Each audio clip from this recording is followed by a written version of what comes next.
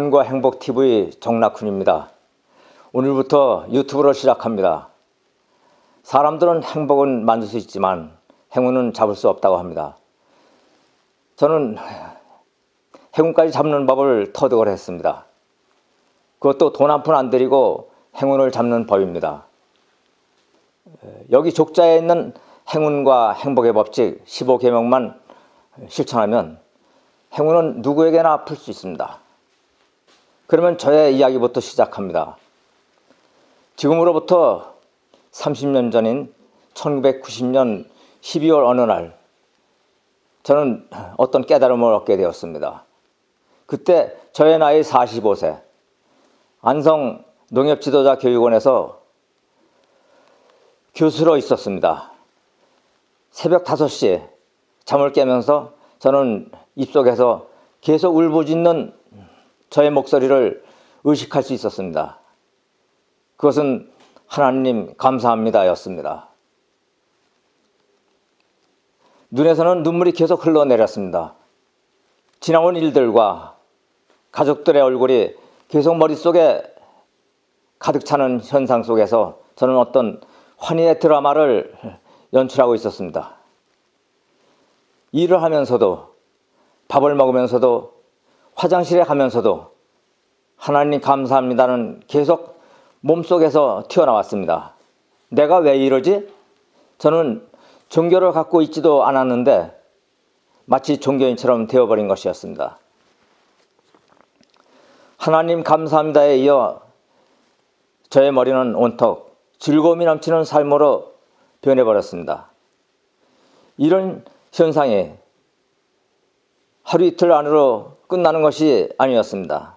저는 새로운 즐거움의 삶을 살게 되었습니다. 저는 시인도 아니었지만 3개월 후에는 웃으면서 삽시다라는 시집까지 출간했습니다. 그 삶은 오늘도 변함없이 30년 동안 이어졌습니다. 그러나 특기할 만한 일은 그 깨달음을 얻은 지 며칠 지나지 않아 마크를 하나 찾아냈는데 저는 그 마크를 행운 마크라고 부르고 있습니다. 어느 날 버스를 타고 가는데 깜빡 잠이 들었습니다. 눈앞에 확 다가오는 물체가 있어 잠시 깨었는데 그것은 하나의 마크였습니다. 저는 혹시 잊혀질까봐 그날 저녁 일기장에 그려놓았다가 훗날 마크를 내밀었습니다. 이 세상에는 어떤 종교가 좋은가? 그것은 따질 필요가 없습니다. 어떤 신들이 있는가? 그것도 따질 필요가 없습니다. 나의 신은 어떻고 당신의 신은 어떤가? 그것도 따질 필요가 없습니다. 다만 중요한 것은 신에게 감사의 기도를 해야 한다는 것입니다. 신에게 감사의 기도를 하지 않고 소원 기도를 한다면 신은 나의 몸에 나타나지 않습니다. 신과 함께 살아야 하는데 신이 없다면 행운과 행복은 얻기 힘듭니다. 저는 여러분과 똑같습니다. 다만 이 법을 일찍 깨달았기에 신과 함께 살게 된 것입니다.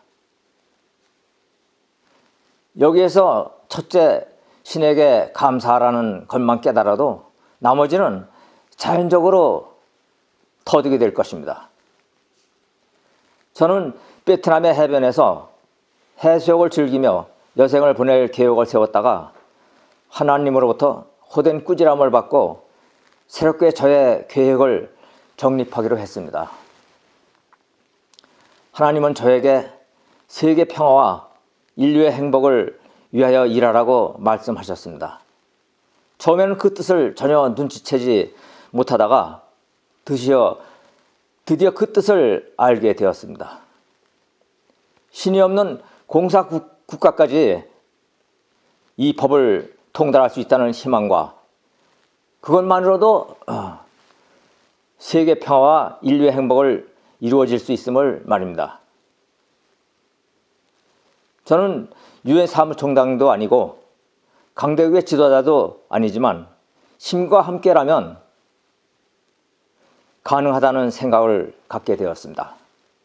현재 76세의 나이로서 농사를 조금 지으며 주유소 알바를 나가는 저의 현실에 여러분은 코웃음을 치시겠지만 저는 하나님의 뜻을 충실하게 받을 것입니다.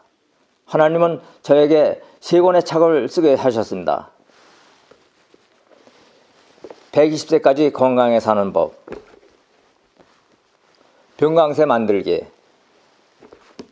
또 화를 내지 않는 비법입니다. 앞으로 행운과 행복에 대하여 한 가지씩 설명을 드릴 계획입니다. 여러분은 이따금 행운과 행복 비법 15계명을 읽음으로써 행운과 행복의 길을 갈 수 있게 되었습니다. 어떤 분은 바로 이것이었구나,